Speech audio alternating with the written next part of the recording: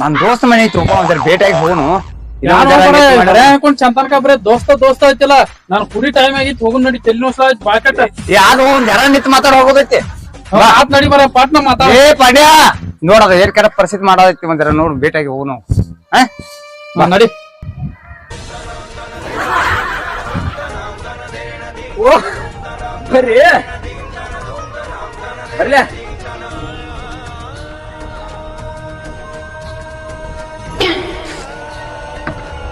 ನೋಡ್ರಿ ಯಾನಪ್ಪ ಏನ ಪರಿಸ್ಥಿತಿ ಹಿಂಗ್ ನಡ್ದತ್ಲೆ ಯಾನೇನ್ ಒಬ್ಬನ ಮಾಡೋದು ಎಲ್ಲ ನಡೀತಿ ಒಬ್ಬನ ಮಾಡ್ಲತ್ತಿ ಒಂದ್ ಜರ